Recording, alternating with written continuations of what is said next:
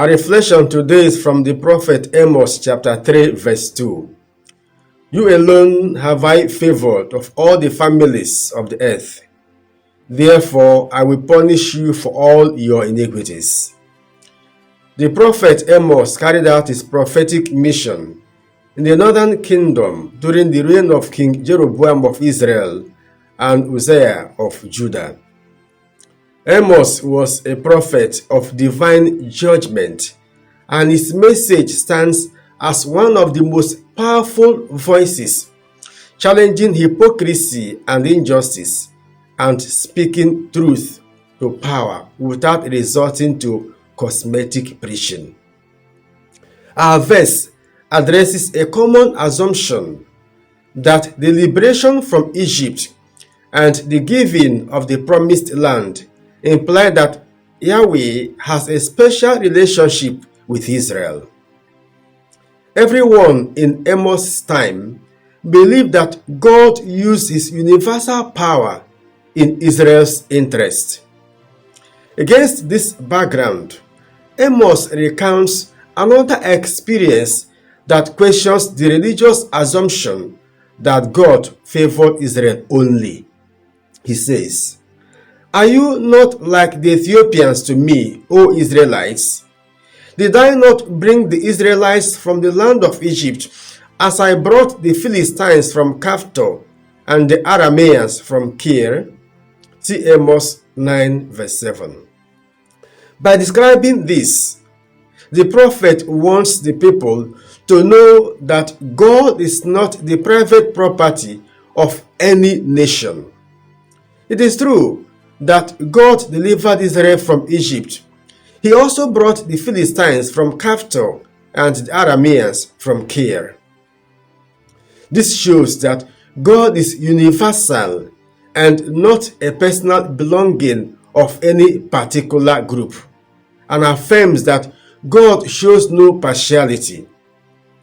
Anyone from any nation who fears him and does what is right is acceptable to him. See Acts chapter 10, 35 to 36.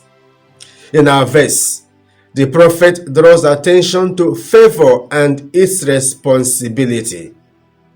So if Israel enjoyed a special status among all the nations of the world, it was expected to have a high degree of fidelity to God, because to whom much is given, much is expected.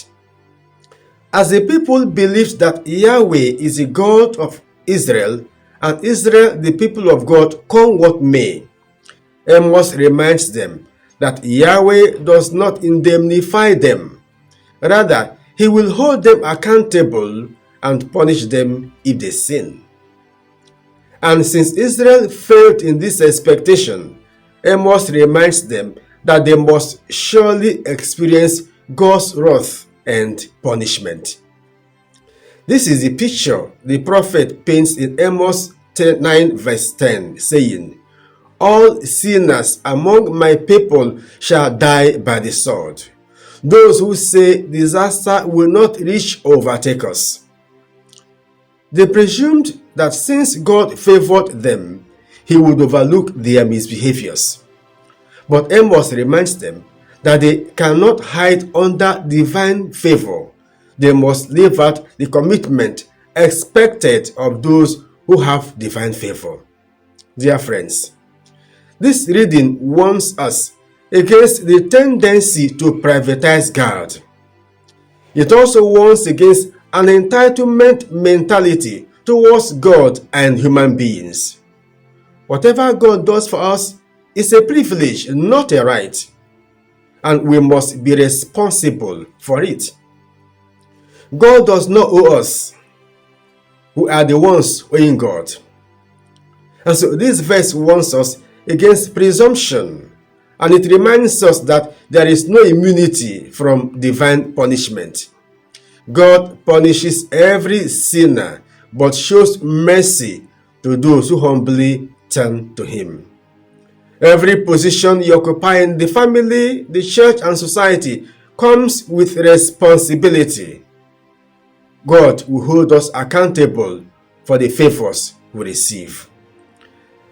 As you look up to God, may His favor flow like a river in your life, and may His mercy never come to an end, and may you not abuse God's favor.